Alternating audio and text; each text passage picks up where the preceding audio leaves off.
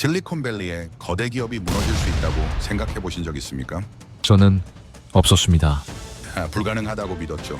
그래서 작전을 개시했습니다. 프로젝트 킬샷.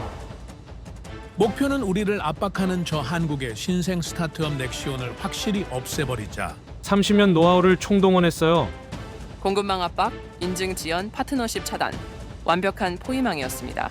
한 달 만에 넥시온은 고립됐죠. 3개월이면 끝난다고 보고했어요. 모두가 웃었습니다.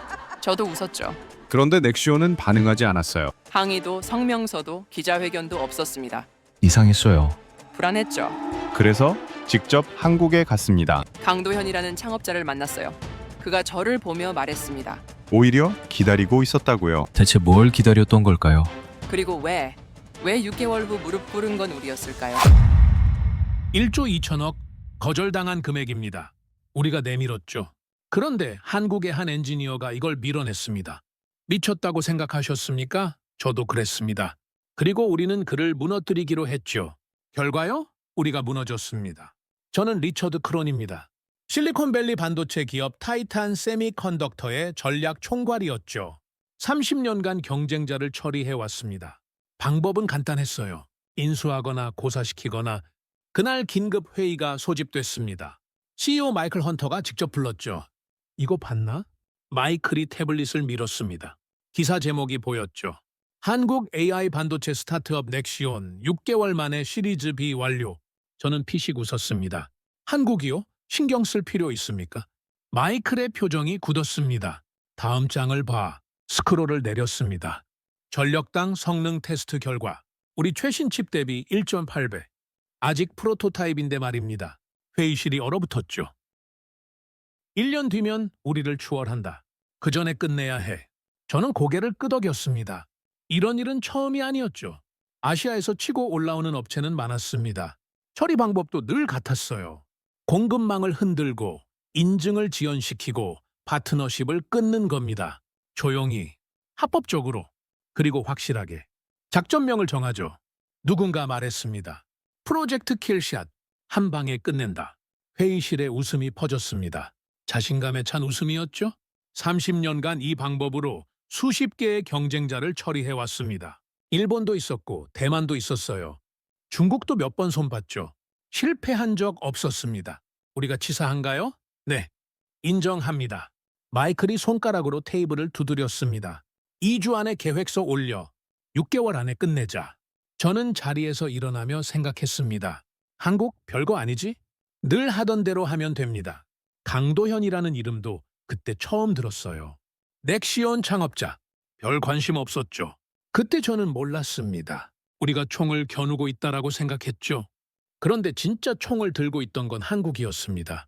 그리고 그 총에는 이미 우리 이름이 새겨진 총알이 장전돼 있었어요. 프로젝트 킬샷은 빠르게 진행됐습니다. 첫 번째 타깃은 공급망이었죠. 넥시온의 주요 부품 공급사 3곳에 연락했습니다. 우리와 거래하고 싶으면 넥시온을 끊으라고요. 간단했습니다. 이틀 만에 2곳이 계약을 재검토하겠다고 했죠. 두 번째는 인증이었습니다. 국제반도체표준위원회에 우리 사람이 있었어요. 넥시온의 인증 심사를 6개월 늦췄습니다. 서류 미비라는 이유였죠. 물론 거짓말이었습니다. 세 번째는 파트너십이었어요. 넥시온이 접촉 중인 유럽 기업 2곳에 경고를 날렸죠.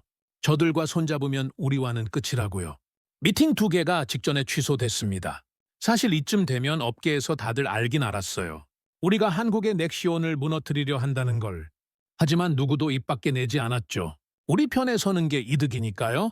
한 달 만에 넥시온은 고립됐습니다. 저는 마이클에게 보고했죠.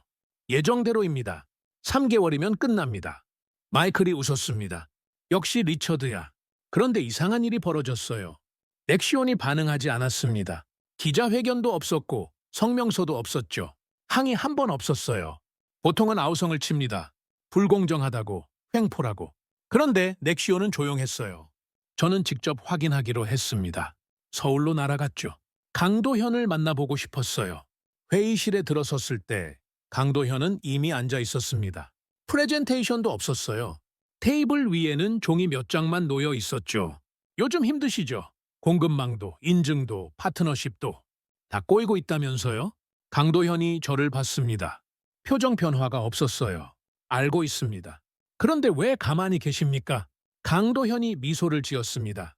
처음 보는 표정이었어요. 기다리고 있거든요. 뭘 기다린다는 겁니까? 아니, 이 사람은 왜 이렇게 아무렇지도 않은 거지? 우리가 놓친 게 있나?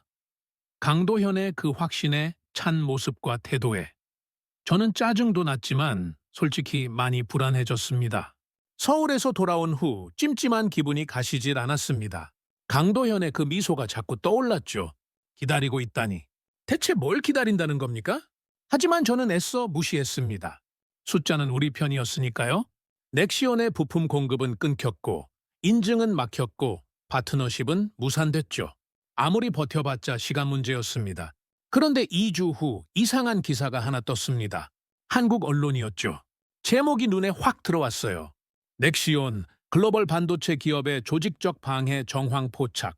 심장이 멈추는 것 같았습니다. 기사를 읽었어요. 우리가 한 일이 전부 적혀 있었습니다. 공급사 압박, 인증 지연, 파트너십 방해. 이름만 빠졌을 뿐 타이탄이라는 걸 누구나 알 수 있었죠. 증거 자료까지 첨부돼 있었습니다. 이메일 캡처, 통화 녹음 요약, 내부 문서 일부. 저는 급하게 마이클에게 연락했습니다. 기사 보셨습니까? 마이클의 목소리가 싸늘했죠. 지금 그게 문제가 아니야. CNN에서 연락 왔어. 그날 저녁 기사가 글로벌로 퍼졌습니다. 로이터, 블룸버그, 파이낸셜 타임스. 전부 같은 내용을 다뤘죠. 실리콘밸리의 거대 기업이 한국 스타트업을 조직적으로 방해했다. 증거가 있다. 댓글이 폭발했습니다. 전형적인 미국식 횡포다. 기술로 못 이기니까 더러운 수를 쓴다.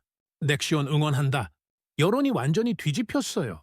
그제야 깨달았습니다. 우리만의 독보적인 기술이었던 과거는 이미 지나간 지 오래였죠.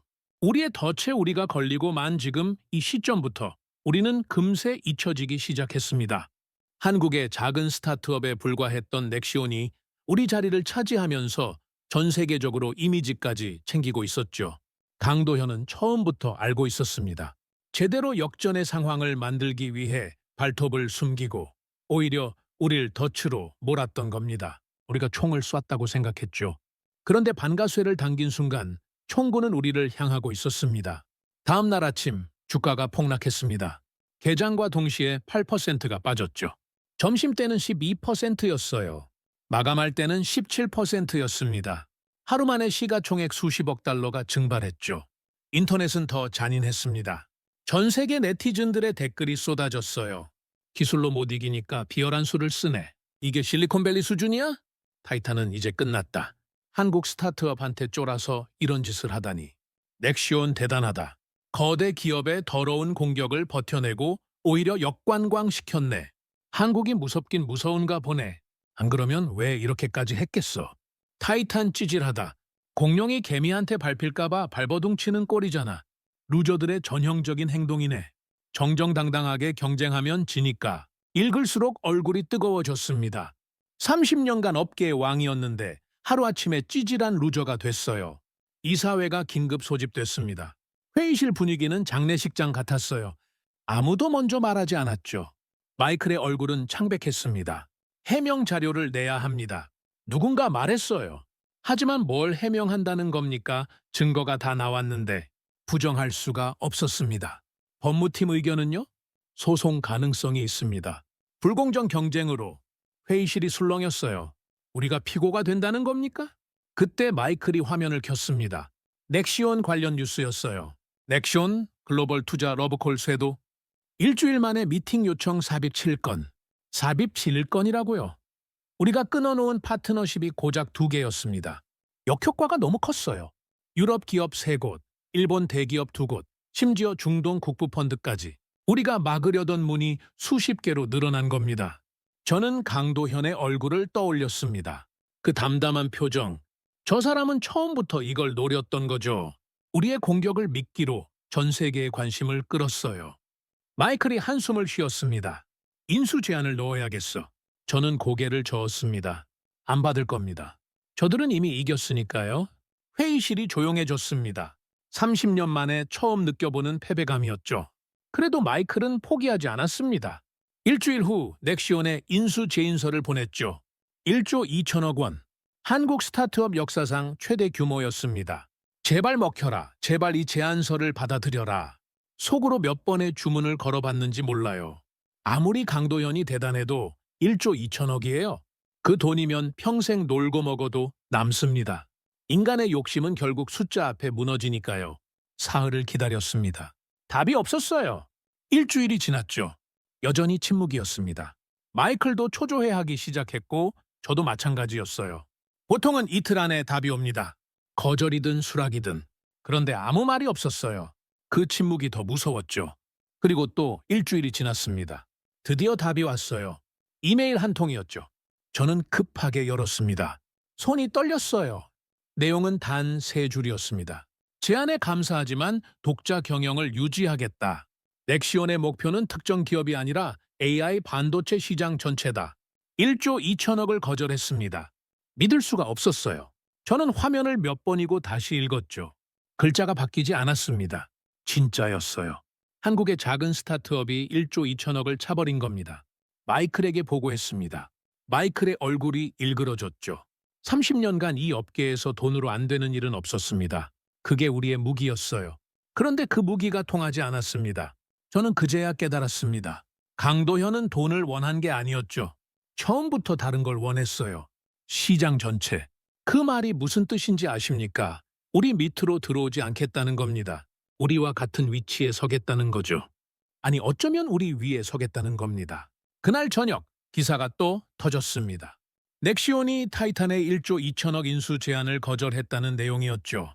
인터넷이 또 들끓었습니다. 한국 스타트업의 자존심이라는 댓글이 올라왔어요. 강도현이 진짜 대단하다는 칭찬이 쏟아졌죠. 돈에 안 흔들리는 남자라고요.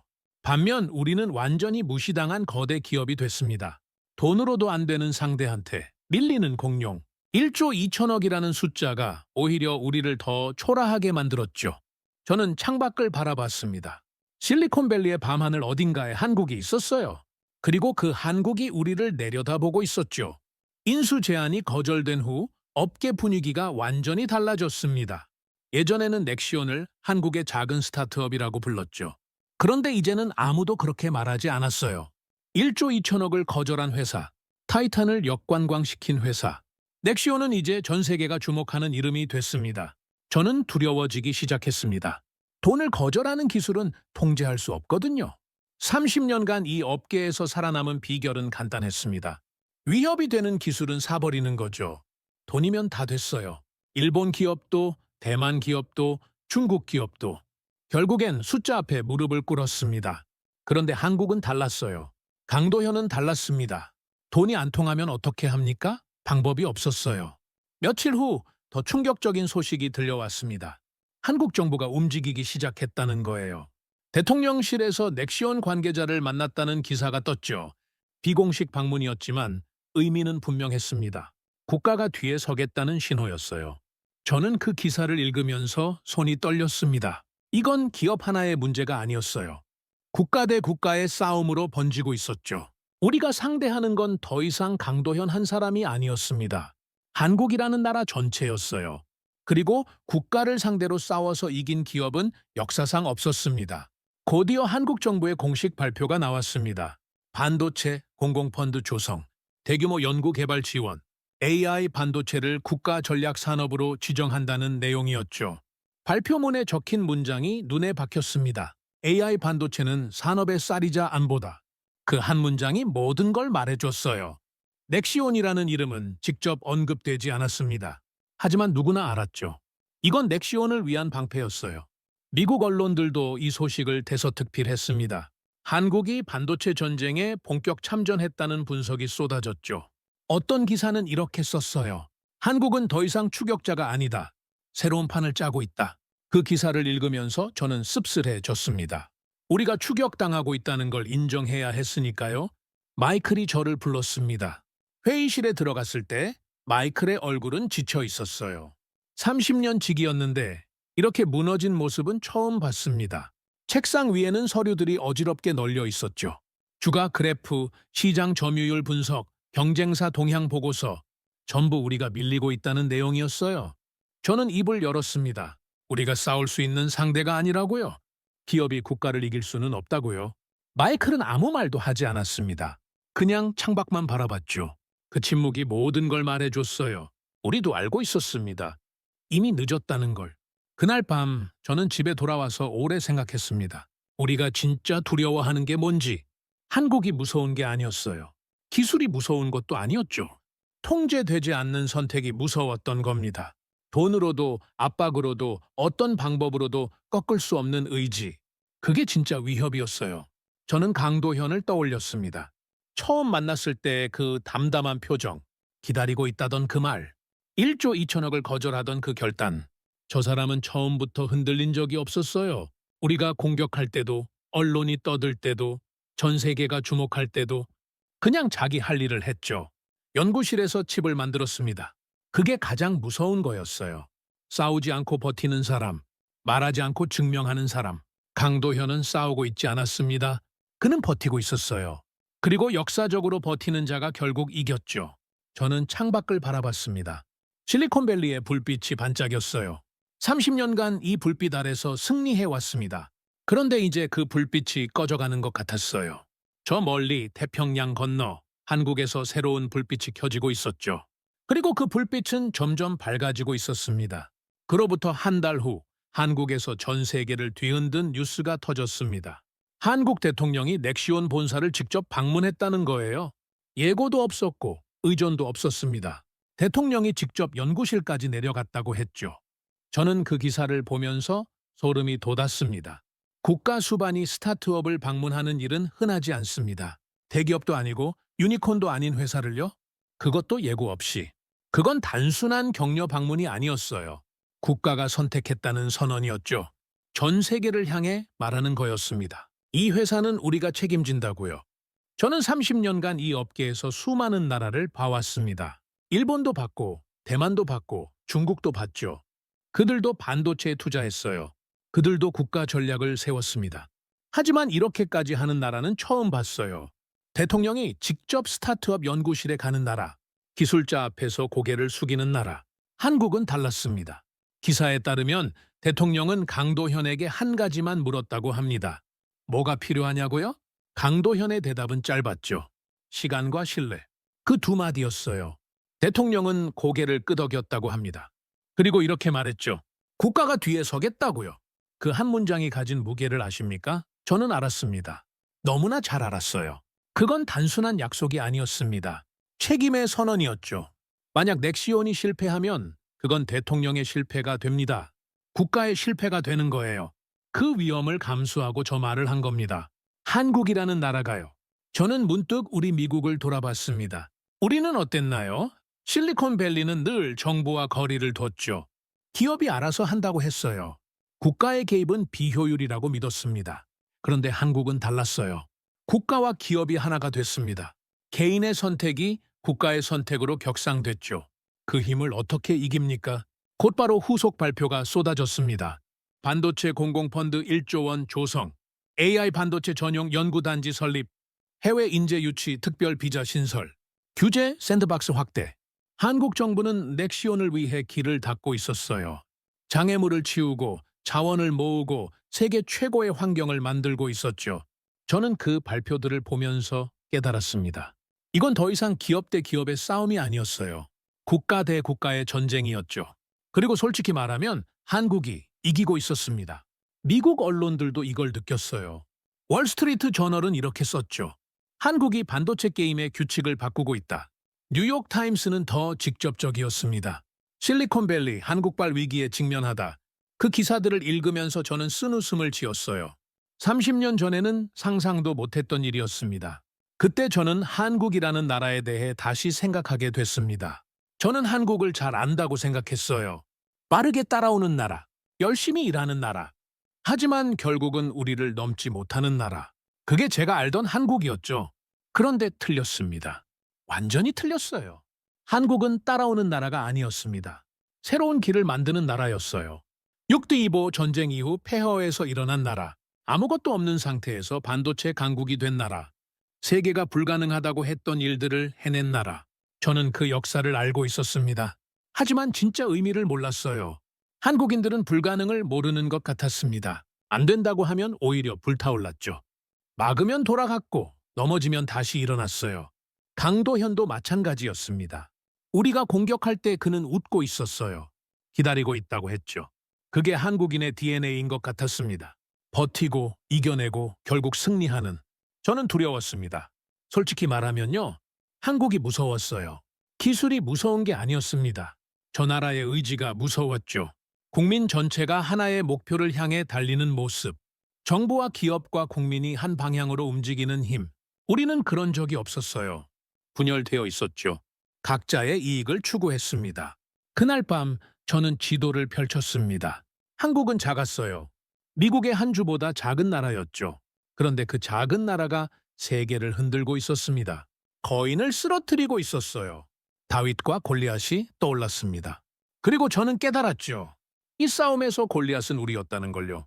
6개월이 지났습니다. 결과는 명확했어요. 넥시온은 1,700억 원 투자 유치에 성공했죠. 기업 가치 1조 원을 돌파했습니다. 한국 AI 반도체 역사상 최초의 유니콘이 탄생한 거예요. 전 세계 언론이 대서특필했습니다. 한국의 작은 스타트업이 실리콘밸리의 거인을 쓰러뜨렸다고요. 반면 우리 타이탄은 어떻게 됐을까요? 주가는 최고점 대비 40%가 빠졌습니다. 시장 점유율은 3분기 연속 하락했죠. 핵심 인재 12명이 회사를 떠났어요. 그중 3명은 넥시온으로 갔습니다. 배신이라고 느꼈냐고요? 아니요. 그들은 이기는 쪽으로 간 것뿐이에요. 저라도 그랬을 겁니다. LG AI 연구원의 최종 검증 결과가 발표됐습니다. 넥시온 NPU의 전력당 성능, 엔비디아 에이펙 대비 2300. 처음 봤던 그 숫자가 공식적으로 확인된 거예요. 과장이 아니었습니다. 허풍도 아니었죠. 그냥 사실이었어요. 한국이 만들어낸 기술이 세계 최고를 넘어선 겁니다. 저는 그 보고서를 천천히 읽었습니다. 한 장씩 꼼꼼하게요. 거기에는 승리의 언어가 없었어요. 자랑도 없었고 과시도 없었죠. 오직 물리와 계산의 언어만 있었습니다. 그게 강도현이었어요. 처음부터 끝까지 담담했죠. 이겼는데도 웃지 않았습니다. 그냥 다음 연구를 시작했어요. 마이클이 사임을 발표했습니다. 30년간 타이탄을 이끌어온 사람이에요. 저와 함께 이 회사를 키웠죠. 그가 떠나는 날 저는 인사를 하지 못했습니다. 무슨 말을 해야 할지 몰랐거든요. 우리가 졌다는 말, 한국한테 당했다는 말, 그 어떤 말도 충분하지 않았어요. 이사회에서 결정이 내려졌습니다. 공식 사과문을 발표하라고요. 저는 반대했습니다. 사과하면 끝이라고 생각했거든요. 하지만 선택의 여지가 없었어요. 주주들이 요구했습니다. 언론이 압박했죠. 더 이상 버틸 수 없었습니다. 저는 직접 사과문을 썼습니다. 한 글자 한 글자가 고통이었어요. 타이탄 세미컨덕터는 넥시온에 대한 불공정 행위를 인정합니다. 공급망 압박, 인증 지연, 파트너십 방해 등 경쟁 윤리에 어긋나는 행동을 했습니다. 이에 대해 넥시온과 전 세계 반도체 업계에 진심으로 사과드립니다. 기사가 나간 날 저는 사무실 불을 끄고 오래 앉아 있었습니다. 30년이었습니다. 이 업계에서 30년을 군림했어요.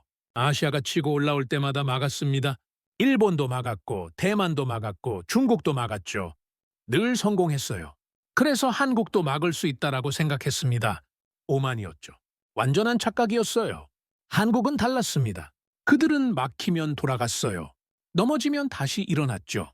공격당하면 그걸 역이용했습니다. 우리가 던진 돌멩이가 부메랑이 되어 돌아왔어요. 그리고 국가 전체가 하나로 뭉쳤습니다. 대통령부터 연구원까지 한 방향으로 달렸죠. 그 힘을 우리는 이길 수 없었습니다. 저는 강도현을 다시 떠올렸습니다. 처음 만났을 때 그는 말했죠. 기다리고 있다고요? 그때는 몰랐어요. 뭘 기다리는지 이제는 압니다. 그는 우리가 스스로 무너지길 기다렸던 거예요. 우리의 오만이 우리를 무너뜨릴 거라는 걸 알았던 거죠. 그래서 그렇게 담담했던 겁니다. 저는 이제 인정합니다. 제가 틀렸다고요. 한국을 과소평가했습니다. 강도현을 과소평가했죠. 그리고 그 대가를 치렀어요. 30년 경력이 한순간에 무너졌습니다. 하지만 이상하게도 후회는 없었어요. 왜냐하면 저는 역사를 목격했거든요. 질서가 바뀌는 순간을요. 아시아는 더 이상 추격자가 아니었습니다. 적어도 한국은요. 그들은 판의 바깥에서 새로운 판을 그리고 있었어요. 우리가 지키려던 질서는 이미 과거가 됐습니다. 새로운 질서가 시작되고 있었죠. 그 중심에 한국이 있었습니다. 저는 오랫동안 믿어온 말을 버렸습니다. 질서는 유지돼야 한다. 그건 틀렸어요. 이제 저는 이렇게 말합니다. 질서는 다시 설계될 수 있다고요. 그리고 그 설계자는 한국이었습니다. 작은 나라, 하지만 거대한 의지. 넥시온과 강도현이 증명한 거예요. 이 기록을 남깁니다. 패배자의 기록이죠. 하지만 동시에 증인의 기록이기도 합니다. 이 질서가 무너진 날, 그 중심에 한국이 있었다고요. 그리고 저는 그걸 똑똑히 봤습니다.